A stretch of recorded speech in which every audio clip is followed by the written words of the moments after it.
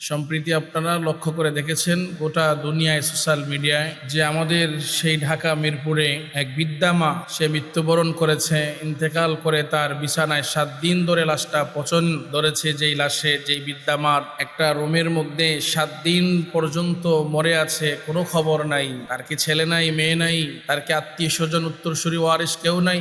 অবশ্যই আছে, তবে বলতে পারেন যে হুজুর তারা কি অনেক গরিব, রিক্সা চালায়, ভ্যান চালায়, দিনমজুর। বিষয়টা এমনটা না। ওনার 3 সন্তানের এক সন্তান যুগ্ম সচিব, সাধারণ কোনো মানুষ নয়, খুব দামি দামি মানুষ, শিক্ষিত মানুষ। আরেকজন বুয়েটের শিক্ষক, যে বুয়েটের সার্টিফিকেট কারো কাছে থাকলে তার জন্য দেশ বিদেশের চাকরির দরজাগুলো খোলা। সেই বুয়েটের শিক্ষক, এত শিক্ষিত মানুষ, তার সন্তান এবং তার আরেক ছেলে থাকে কানাডায়। তার আপন মেয়ে তার পাশের ফ্ল্যাটে থাকে, আপন মা মরে তার পাশের ফ্ল্যাটে মরে আছে 7 দিন পর্যন্ত, কারো কোনো খবর নাই। এটাই হচ্ছে মা বাবার প্রতি যে সন্তানদের যে দায়িত্ব। আল্লাহ পাক এজন্যই, আল্লাহ তো আলিমুল গাইব, এজন্যই আল্লাহ বলেন ইম্মা ইয়াবলুগান্না ইনদাকাল কিবারু আহাদুহুমা আও কিলাহুমা, যে তোমাদের মা বাবা যখন বৃদ্ধ হয়ে যায় তখন তাদের প্রতি সদ্য ব্যবহার করো।